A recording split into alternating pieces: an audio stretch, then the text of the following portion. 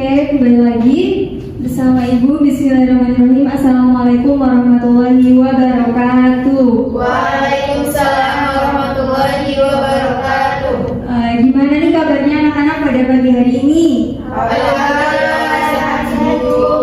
Oke, sebelum kita mulai pembelajaran pada pagi hari ini, kita berdoa terlebih dahulu ya, dipimpin oleh Mbak Nur Siti Aulia. Mari teman-teman, sebelum belajar kita berdoa. Berdoa dimulai. Bismillahirrahmanirrahim.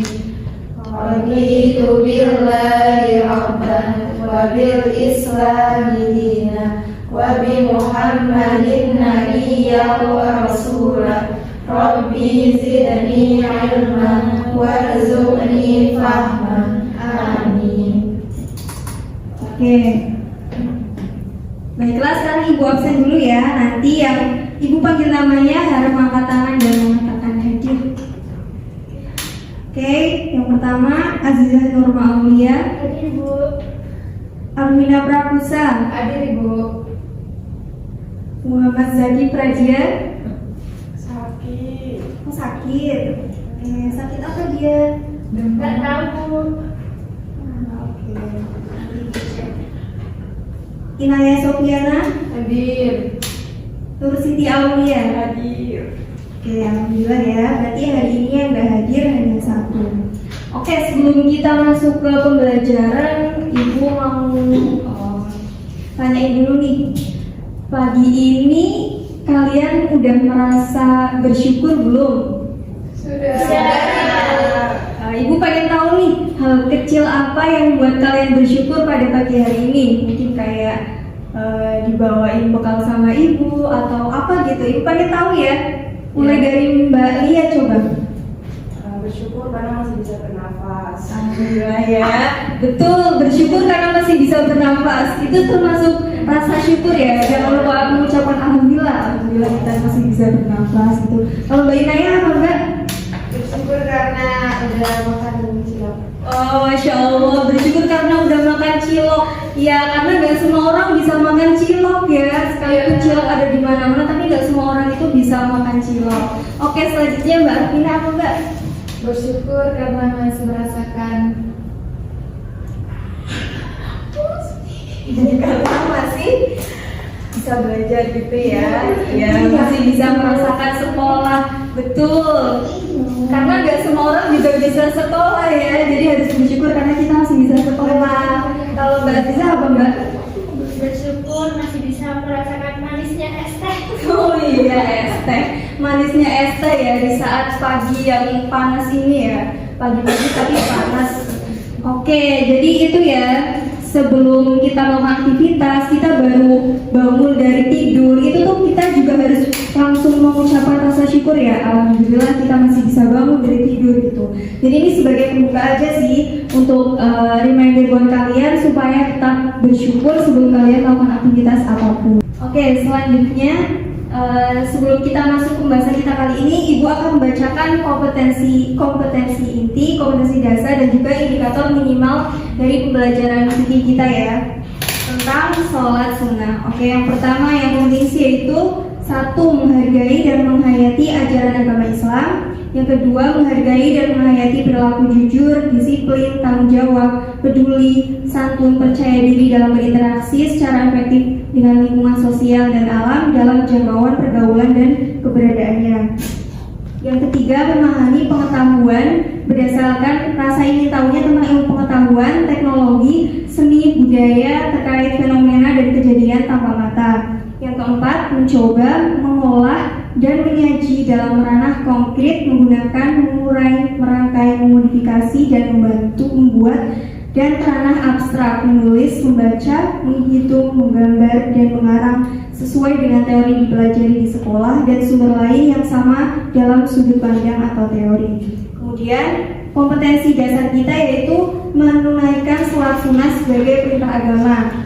Dan indikator minimalnya, yang pertama membiasakan diri melakukan sholat sunnah, dan yang kedua memiliki penghayatan hikmah sholat sunnah yang dilaksanakan berjamaah maupun sendiri atau munfarid. Oke, kita langsung masuk ke pembahasannya. Yang masih ingat kemarin kita udah sampai mana? Oke, sekarang kita masuk ke pembahasan materi sholat sunnah. Oke, di sini ada yang tahu apa itu sholat sunnah? Selain sholat wajib. Oh iya, bisa juga ya, selain sholat wajib. Jadi sebelum kita tahu pembahasan tentang sholat sunnah, kita harus tahu dulu nih, arti sunnah itu apa sih? Apa sih sunnah? Ada yang tahu? Ketika dikerjakan mendapat pahala dan ketika tidak mendapatkan mendapatkan pahala dan dosa. Ya betul. Jadi sunnah itu artinya jika dikerjakan mendapatkan pahala. Tapi kalau misalnya ditinggal itu tidak berdosa. Jadi itu pengertian sunnah. Kalau kita kaitkan sama sholat, artinya sholat sunnah adalah sholat yang apabila dikerjakan itu mendapatkan pahala, apabila tidak dikerjakan itu nggak apa-apa gitu ya.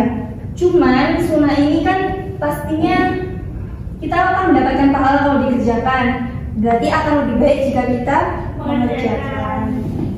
Oke. Selanjutnya kita akan berbicara tentang macam-macam sholat sunnah. Macam-macam sholat sunnah. Jadi sholat sunnah ini terbagi menjadi 3 ya.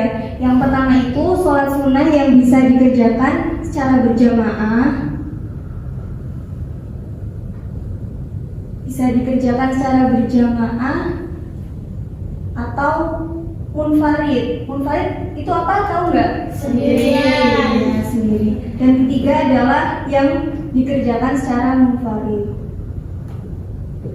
Sholat sunnah yang dikerjakan secara berjamaah itu contohnya adalah seperti sholat Idul Fitri. Idul Fitri biasanya berjamaah ya, sama acara itu biasanya. Terus Idul Adha. Terus yang bisa dikerjakan secara munfarid ataupun berjamaah yaitu sholat tarawih,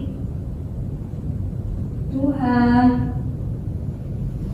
ataupun tahajud. Jadi sholat yang ini bisa boleh dikerjakan secara berjamaah ataupun sendiri-sendiri di rumah juga boleh.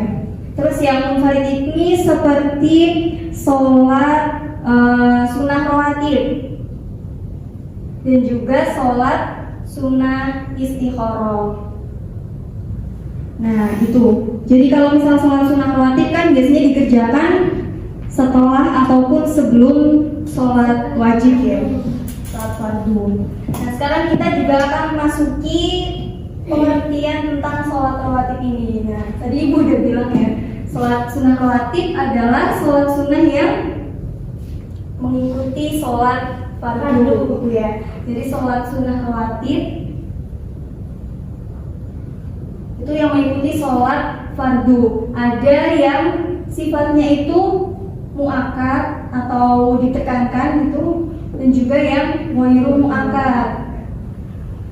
Ada yang tahu yang muakkad itu sholat sunnah rawatib apa aja?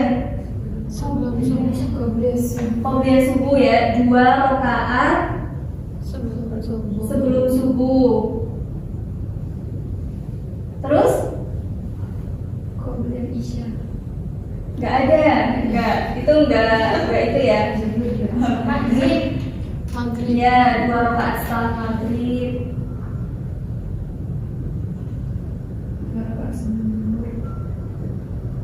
Ya, 2 rakaat sebelum zuhur. Setelah wajibnya makan dulu. Ya nggak apa-apa ya. Kalau nggak disimpan dulu buat nanti. 2 rakaat setelah zuhur ya, rakaat setelah zuhur. Dan yang terakhir tahu nggak? Ada 4. Apa?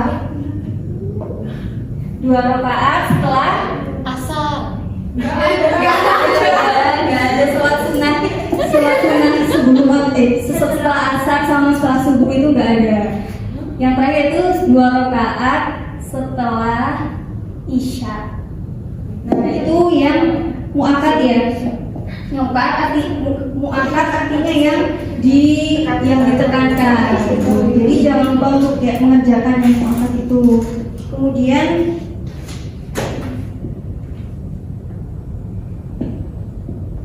Kemudian ada juga yang ghairul muakkad, yaitu ada 4 rakaat sebelum asar, terus 2 rakaat sebelum isya, satu lagi 2 rakaat sebelum maghrib itu ya. Ini ghairul muakkad, cuman nggak terlalu ditekankan, tapi nggak apa-apa kalau misalnya dikerjakan gitu. Sampai sini ada yang mau bertanya? Belum ada?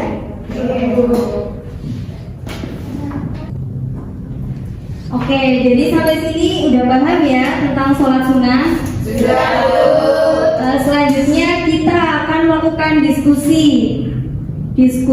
kelompok dulu ya. Diskusi kelompok membahas tentang apa sih hikmah dari sholat sunnah gitu, atau mungkin apa yang pernah kalian rasakan setelah melakukan sholat sunnah gitu secara rutin dan lain-lain. Oke, sekarang diskusi dulu ya. Dua kelompok dibagi, satu kelompok isinya 2 orang.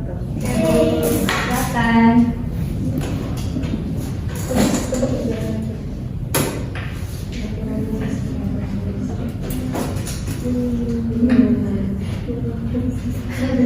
Woi, kami sudah diskusi nih, ayo.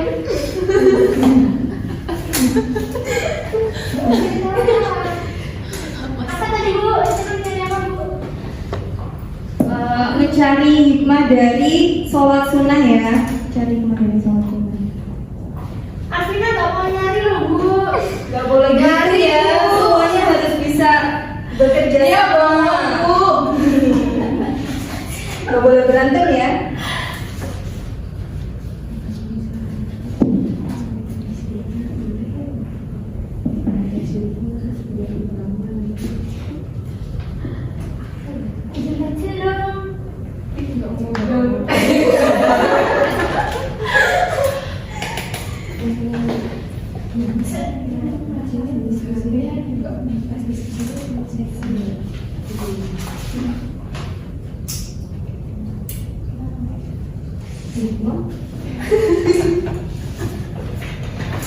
Yuk kerjakan yuk.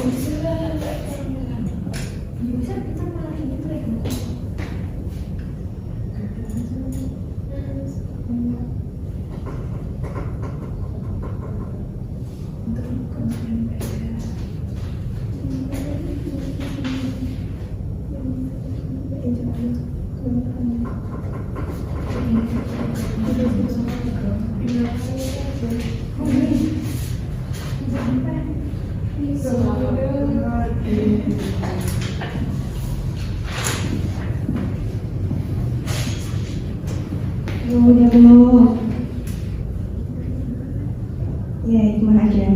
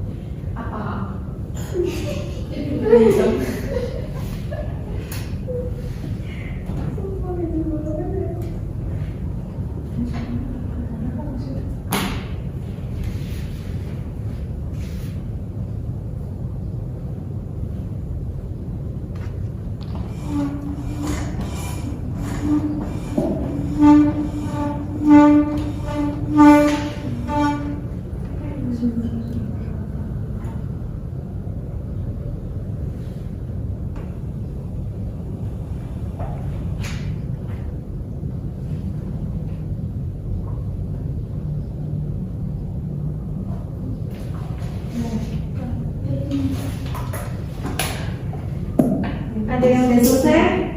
Belum. Udah Bu, tunggu ya. 3 menit lagi.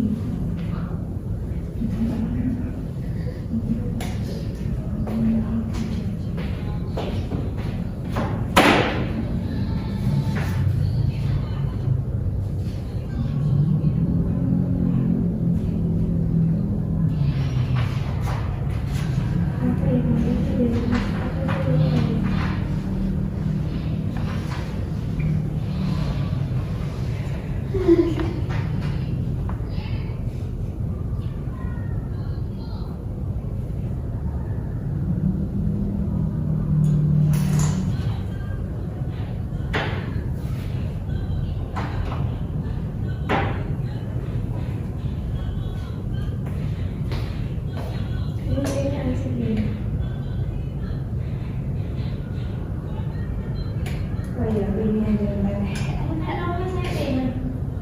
belum kan masih kelas 8.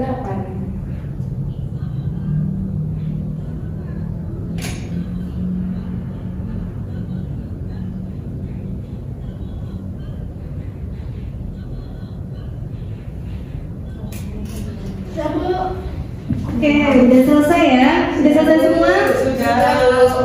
Oke, sekarang maju per kelompok ya. Boleh dua-duanya maju ataupun perwakilan. Oke, dari kelompoknya Mbak Ina dan Lia.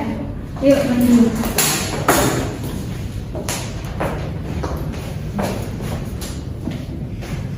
Baik, di sini kami akan menjelaskan menyebutkan hikmah dari salat sunnah. Yang pertama itu menyempurnakan salat fardu, yang kedua dibukakan pintu rezeki, yang ketiga menghapus dosa-dosa, yang keempat menambah keberkahan hidup, yang kelima jiwa menjadi tenang dan tentram. Oke, tepuk tangan untuk kelompoknya Mbak Ina dan Lia. Oke, bagus ya. Jawabannya betul sekali, hikmah dari sholat sunnah. Oke, selanjutnya yaitu kelompoknya Mbak Aziza dan Artina. Yuk.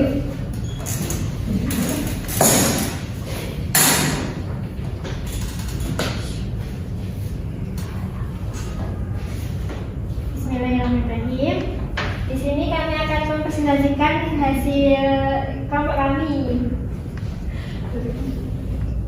Di kelompok 2, hikmah dari menjalankan sholat sunnah yaitu yang pertama, kita mendapat amalan yang bertambah, kita juga dapat masuk surga, kemudian meningkatkan derajat, selanjutnya mendatangkan berkah dan kebaikan. Selanjutnya mempertebal cinta kepada Allah. Selanjutnya itu rasa syukur, dan terakhir terhindar dari keji dan mungkar. Itu sekian. Oke, bagus sekali. Tepuk tangan dulu untuk kelompoknya Mbak Aziza dan Artina. Oke, betul sekali ya. Jadi masya Allah sekali bahwa hikmah dari sholat sunnah itu banyak. Maka dari itu kita sebagai seorang muslim jangan sampai melewatkan sholat sunnah. Oke, jadi kesimpulan dari pembahasan kita kali ini tentang sholat sunnah yaitu bahwa sholat sunnah adalah sholat yang apabila dikerjakan mendapatkan pahala, apabila ditinggalkan tidak mendapat dosa. Betul. Terus sholat sunnah itu banyak macamnya ya. Ada yang bisa dikerjakan secara berjamaah, bisa dikerjakan secara sendiri atau berjamaah, dan juga ada yang bisa dikerjakan secara sendiri. Kemudian sholat sunnah rawatib itu juga ada 2 macam, yaitu Muhammad dan Nah, mungkin itu dulu ya pembahasan kita kali ini tentang sholat sunnah. Sebelumnya ada yang bertanya lagi? Belum. Oke, jadi nanti ibu kasih PR ya. PR-nya adalah kalian nggak boleh ya. PR supaya kalian nanti di rumah itu sambil belajar juga. PR-nya gampang kok, kalian membaca aja pembahasan kita selanjutnya setelah sholat sunnah rawatib. Gitu aja ya. Oke, mungkin cukup sekian dari ibu. Kurang lebihnya mohon maaf. Ibu akhiri. Sebelum kita akhiri kita berdoa dulu yuk. Berdoa setelah belajar. Bismillahirrahmanirrahim. Kifaratul majlis ya. Subhanakallahumma wa bihamdika asyhadu an la ilaha illa anta astaghfiruka wa atubu ilaik. Terima kasih. Assalamualaikum warahmatullahi wabarakatuh.